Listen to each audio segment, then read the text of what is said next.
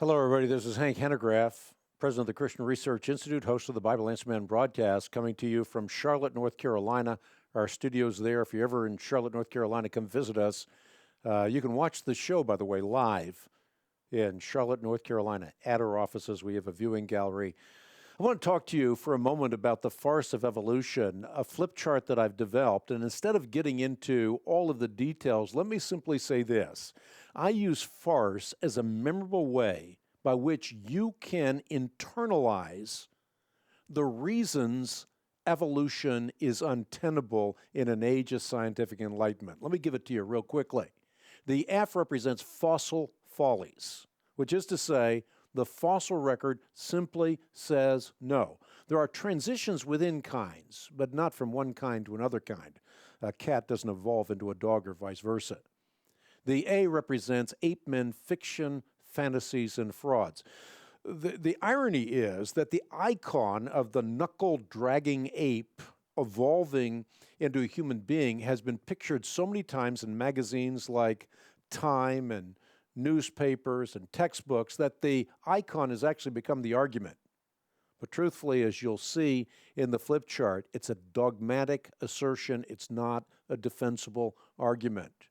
The R stands for recapitulation, known by the popular evolutionary cliche, ontogeny recapitulates phylogeny, the idea that the emerging embryo in a mother's womb goes through all of the evolutionary phases. So at one point, it's a fish, then a frog, and eventually a fetus. Now, we know that something else is true, and that is the embryo has full personhood from the moment of conception. That's not a theological conclusion. That's plain old experimental evidence, and we ought to be able to communicate that. The C stands for chance. In other words, that which happens without purpose.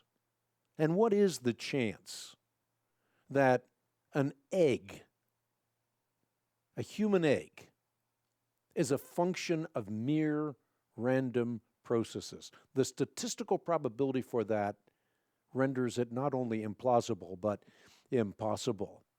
And then the E stands for empirical science. And in that section in the flip chart, I actually, in a memorable fashion, give you all of the information demonstrating that empirical science militates against the evolutionary hypothesis and undergirds the creation model for origins. And we can safely say, in an age of scientific enlightenment, that there's nothing more scientific or scripturally correct than in the beginning, God created the heavens and the earth. Again, the flip chart, I'm really excited about it.